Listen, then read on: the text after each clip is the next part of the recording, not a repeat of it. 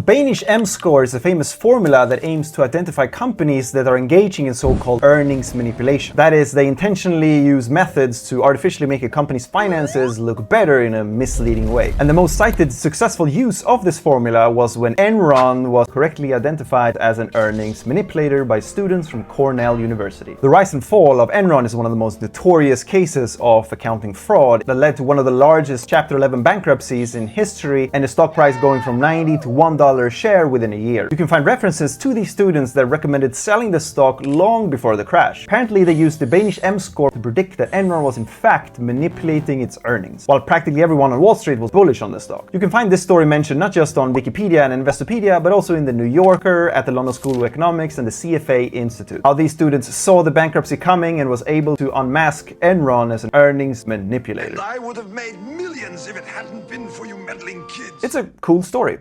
But it's also not true. So you can find the students' analysis of Enron online, and reading the report, they indeed came up with a sell rating for the stock, but not because they thought that Enron was cooking the books. Instead, they performed a valuation of Enron and came to the conclusion that the stock was 14% overvalued. And not really hugely overpriced. Not that a bankruptcy was imminent. In fact, they had a positive outlook on all of Enron's business segments, expected to see continued growth in line with previous years, and saw no concern about Enron's leverage. The students did indeed use the M-score in the report, and the model indicated, according to them, that Enron may be manipulating its earnings. However, after taking a closer look, they saw no cause for concern. The sell rating was instead based on a lack of upside in the near term with a long-term neutral view of the stock, not because of potential earnings manipulation. So this story has, in my opinion, been misrepresented. For example, Michael Gladwell wrote, "The students' conclusions were straightforward. Enron was pursuing a far riskier strategy than its competitors." Now, that last sentence of riskier strategy is from the report, but it's actually in support of Enron. They wrote that it can lead to potential excess returns above Enron's competitors. Can't make a tomlet without breaking some Greggs. Now, this is not about bashing a bunch of students from 1998 who made a fine report of Enron at the time. It's more about people writing in retrospect to fit a story. So just like a financial statement from Enron, don't believe everything you read.